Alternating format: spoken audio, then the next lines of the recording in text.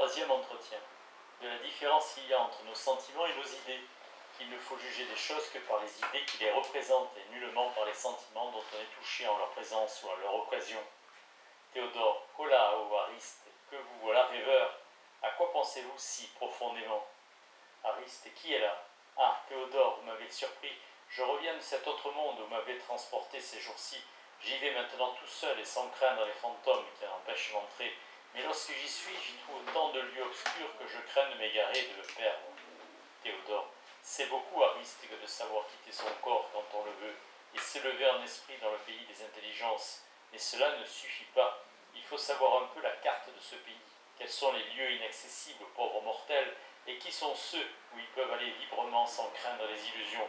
C'est, ce me semble, pour n'avoir pas bien pris garde à ce que je m'en vais vous faire remarquer, que la plupart des voyageurs de ces dangereuses contrées ont été séduits par certains spectres engageants qui nous attirent dans des précipices dont le retour est moralement impossible.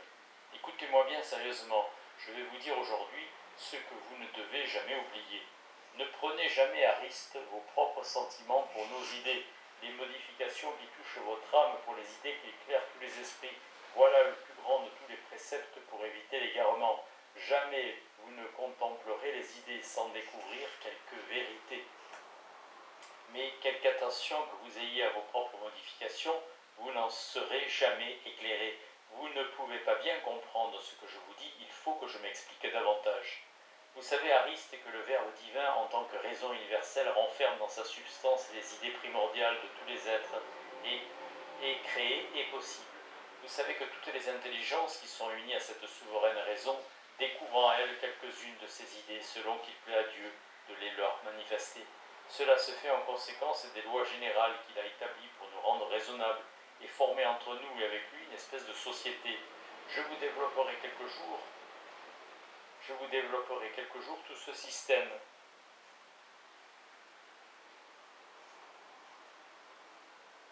Tout ce mystère. Vous ne doutez pas que l'étendue intelligible, par exemple, qui est l'idée primordiale ou l'archétype des corps, est contenue dans la raison universelle, qui éclaire tous les esprits, et celui-là même à qui cette raison est consubstantielle. Mais vous n'avez peut-être pas fait assez de réflexion sur la différence qu'il y a entre les idées intelligibles qu'elles renferment et nos propres sentiments, ou les modifications de notre âme, et vous croyez peut-être qu'il est inutile de la remarquer exactement. Qu'il y a de différence, mon cher Ariste, entre la lumière de nos idées et l'obscurité de nos sentiments, entre connaître et sentir, et qu'il est nécessaire de s'accoutumer à la distinguer sans peine. Celui qui n'a point fait assez de réflexion sur cette différence, croyant sans cesse connaître fort clairement ce qu'il sent le plus vivement, ne peut qu'il ne s'égare dans les ténèbres de ses propres modifications, car enfin, ne peut pas ne pas s'égarer dans les ténèbres de ses propres modifications. Car enfin, comprenez bien cette importante vérité. L'homme n'est point à lui-même sa propre lumière. Sa substance, bien loin de l'éclairer, lui est intelligible elle-même. Il ne connaît rien que par la lumière de la raison universelle, qui éclaire tous les esprits, que par les idées intelligibles qu'elle leur découvre dans sa substance toute lumineuse. La raison crée notre âme, l'esprit humain, les intelligences les plus pures et les plus sublimes peuvent bien voir la lumière, mais ils ne peuvent la produire ou la tirer de leur propre fond. Ils ne peuvent l'engendrer de leur substance. Ils peuvent découvrir les vérités éternelles, immuables, nécessaires dans le Verbe divin, dans la sagesse éternelle, immuable, nécessaire, mais ils ne peuvent trouver en eux que des sentiments souvent fort vifs, mais toujours obscurs et confus, que des modalités pleines de ténèbres. En un mot, ils ne peuvent, en se contemplant, découvrir la vérité.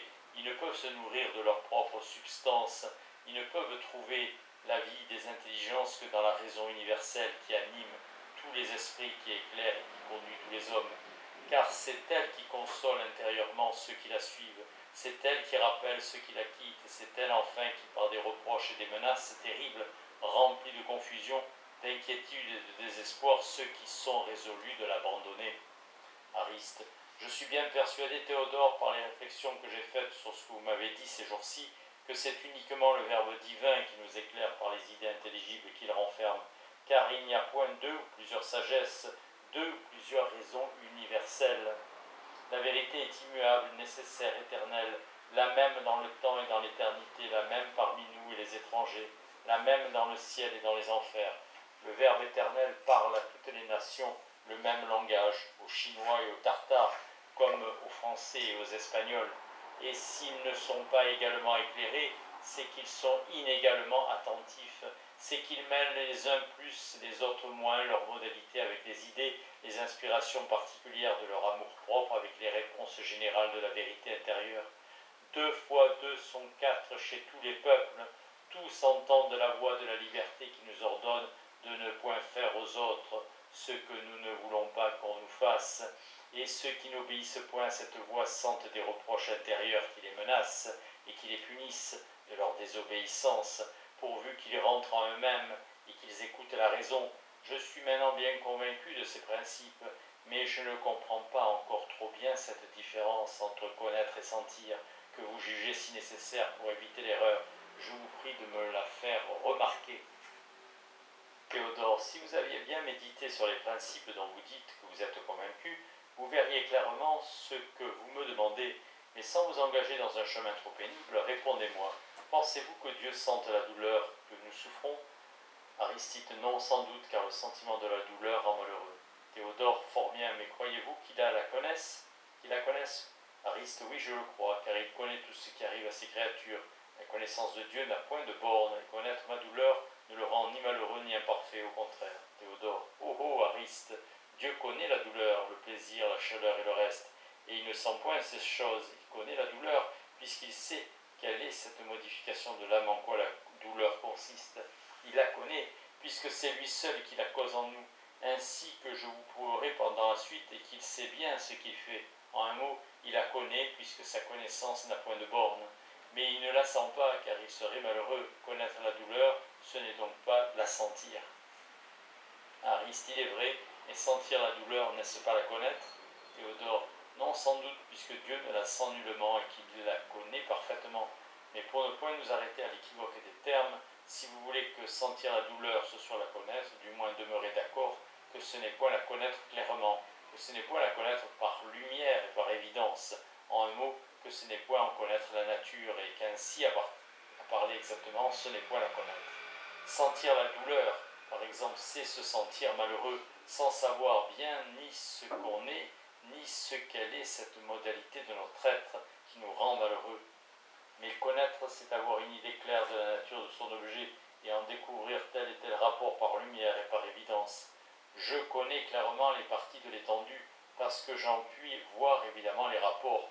Je vois clairement que les triangles semblables ont de leur côté proportionnel, et qu'il n'y a point de triangle plan dont les 3 angles ne soient égaux à 2 droits. Je vois clairement ces vérités ou ces rapports dans l'idée ou l'archétype de l'étendue, car cette idée est si lumineuse que c'est en la contemplant que les géomètres et les bons physiciens se forment. Et elle est si féconde, et en vérité, que tous les esprits ensemble ne l'épuiseront jamais. Il n'en est pas de même de mon être. Je n'en ai point d'idée, je n'en vois point l'archétype. Je ne puis découvrir les rapports des modifications qui affectent mon esprit. Je ne puis, en me tournant vers moi-même, reconnaître aucune de mes facultés ou de mes capacités. Le sentiment intérieur que j'ai de moi-même m'apprend que je suis, que je pense, que je veux, que je sens, que je souffre, mais il ne me fait point connaître ce que je suis, la nature de ma pensée, de ma volonté, de mes sentiments, de mes passions, de ma douleur, ni les rapports que toutes ces choses ont entre elles, parce que, encore un coup, n'ayant point d'idée de mon âme, n'en voyant point l'archétype dans le Verbe divin, je ne puis découvrir en la contemplant ni ce qu'elle est, ni les modalités dont elle est capable, ni enfin les rapports qui sont entre ces modalités, rapports que je sens vivement sans les connaître, mais rapports que Dieu connaît clairement sans les sentir. Tout cela, mon cher Ariste, parce que, comme je vous ai déjà dit, je ne suis point ma lumière à moi-même, que ma substance et mes modalités ne sont que ténèbres, et que Dieu n'a pas trouvé à propos, pour bien des raisons, de me découvrir l'idée ou l'archétype qui représente la nature des êtres spirituels. Car si ma substance était intelligible par elle-même ou en elle-même, si elle était lumineuse, si elle pouvait m'éclairer comme je ne suis pas séparé de moi-même, certainement je pourrais voir, en me contemplant, que je suis capable d'être touché de tel et tel sentiment que je n'ai jamais éprouvé et dont je n'aurai peut-être jamais aucune connaissance. Je n'aurais pas eu besoin d'un concert pour savoir quelle est la douceur de l'harmonie, et quoique je n'eusse jamais goûté d'un tel fruit, J'aurais pu, je ne dis pas sentir, mais connaître avec évidence la nature du sentiment qu'il existe, qu'il excite en moi.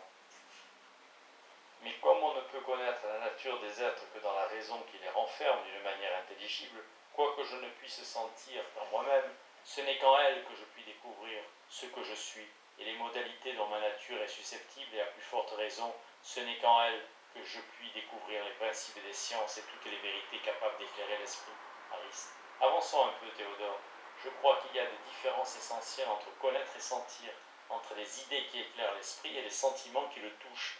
Et je demeure d'accord que bien que je ne sente qu'en moi-même, que je ne me sente qu'en moi-même, que je ne puis connaître ce que je suis que dans la raison qui renferme l'archétype de mon être et les idées intelligibles de toutes choses. Théodore, viens donc, Ariste, nous voilà prêts à faire 1000 et 1000 découvertes dans le pays de la vérité. Distinguez les idées de vos sentiments, mais distinguez-les bien. Encore un coup, distinguez-les bien, et tous ces fantômes caressants dont je vous ai parlé ne vous engageront point dans l'erreur.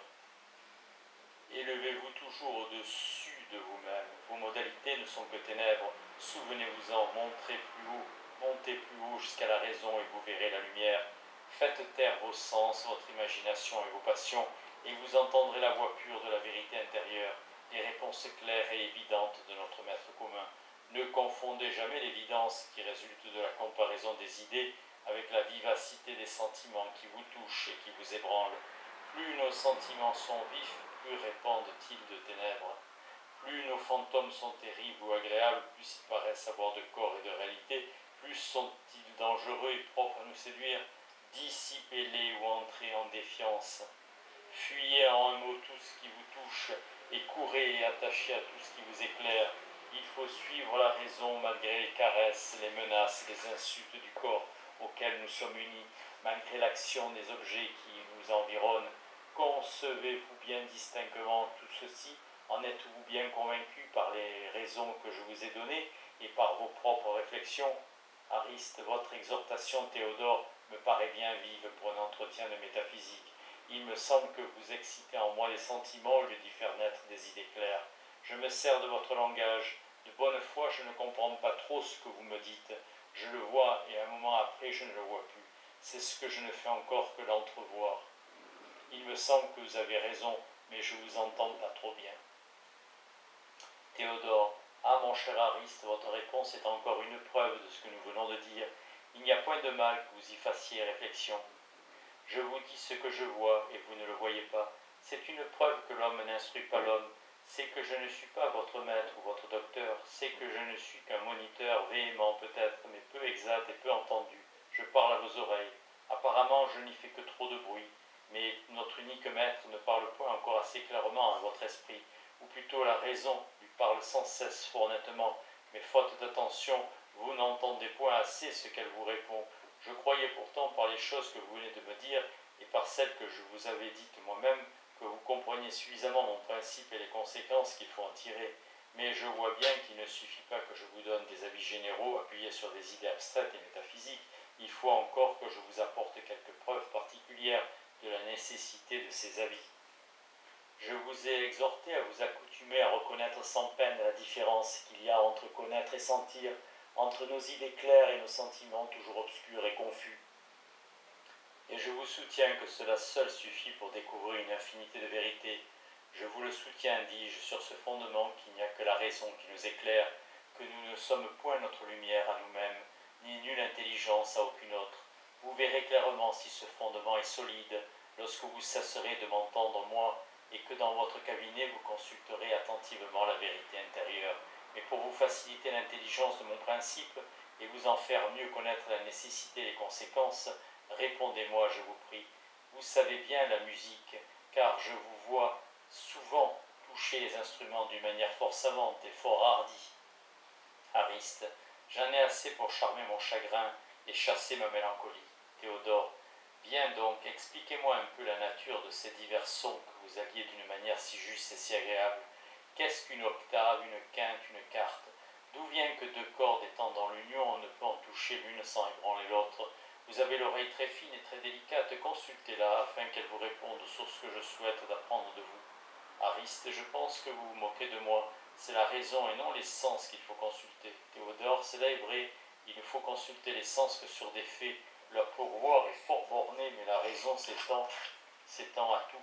Consultez-la donc et prenez garde de confondre ces réponses avec le témoignage de vos sens. Et bien que vous répond-elle, Ariste, vous me pressez trop, néanmoins il me semble que le son est une qualité répandue dans l'air, laquelle ne peut affecter que le sens de l'ouïe, car chaque sens a son objet propre. Théodore, appelez-vous cela consulter la raison? Ariste, que voulez-vous que je vous dise? Tenez, voici une octave, la, la, voici une quinte, ut, sol, voici une quarte, ut, fa.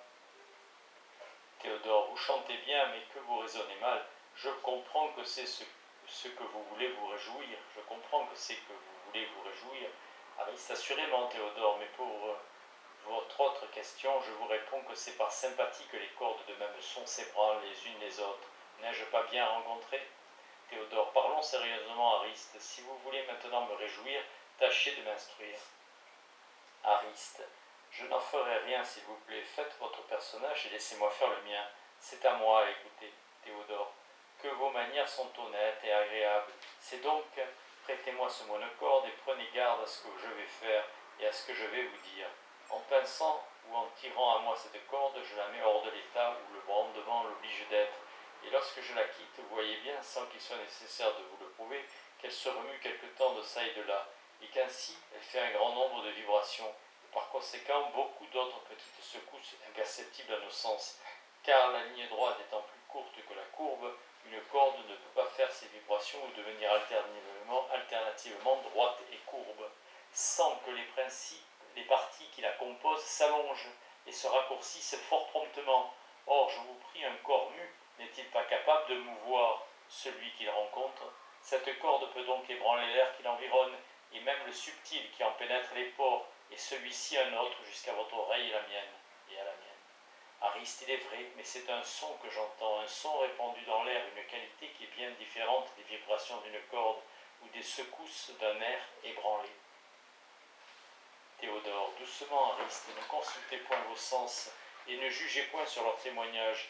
Il est vrai que le son est tout autre chose qu'un air ébranlé, mais c'est justement pour cela que vous dites sans fondement que le son se répand dans l'air, car prenez-y garde, en touchant cette corde, je ne fais que l'ébranler, et une corde ébranlée ne fait qu'agiter l'air qui l'environne.